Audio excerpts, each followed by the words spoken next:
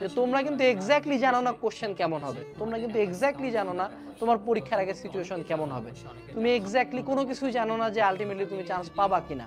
But তুমি যেটা করতে পারো, তুমি সেটা পরিশ্রম করতে পারো, মেন্টালি সবকিছুর জন্য রেডি হইতে পারো।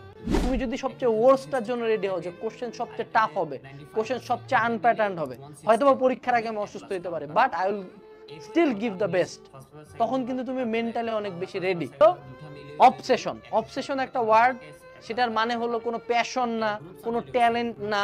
অবসেশন হলো যে আমি এটার জন্য পাগল কাইন্ড অফ, এটা আমার পুরো লাইফ অ্যান্ড ডেথ, এটা আমার পুরো লাইফ।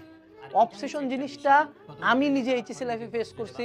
সো লাইফে যখন তুমি কয়েক লাখ মানুষজনের সাথে লড়াই করতেছেন, সবাই চায় একটা সিট, একটা সিটের বিপরীতে 100 জন 200 জন এক্সাম দিচ্ছ, 16-17 জন ফাইট করে একটা সিট নাও, 0.5 জন্য যখন 3টা মেডিকেল পিছনে চলে যাও, যখন জাস্ট কিছু মার্কের জন্য বইটা পরীক্ষা দিতে পারো না, যখন একটা ম্যাথ ভুল করার জন্য বইটা সিটটা চলে যায়, তখন বুঝতে হবে যে এখানে আসলে নর্মাল কোনো কম্পিটিশন হচ্ছে না, এখানে খুব মজা করে পড়বে, অ্যানালাইসিস করবে, এই করবে, মেলা টেকনিক খাটাতে পারো। বাট যদি তুমি অবসেসড হও যে আমি ঘুম থেকে উঠি ঘুমানোর আগে পর্যন্ত একটানা সারাদিনে আমার কাজ একটাই, সেটা আমি এইটা নিয়ে চিন্তা করি, কেমনে চান্স পাবো, কি আসবে, কি পড়বো, এটার পর এটা, তারপর এটা, তারপর এটা, তারপর এটা, একটানা। মানুষজন দেখে তোমাকে পাগল বলতে পারে, মানুষজন দেখে খারাপ বলতে পারে, সারাদিন পরিষ্কার, এইটা যখন বলবে তখন বুঝবা তুমি রাইট ট্র্যাকে আসো, কারণ এটা সারাদিন পড়ার মতোই জিনিস, এটা এরকমই কম্পিটিটিভ। যত ট্যাকটিক্স খাটাও, যত জিনিস খাটাও, কেউ কখনো বলতে চায় না যে আমি আসলে হার্ড ওয়ার্ক করে চান্স পাইছি। কেন?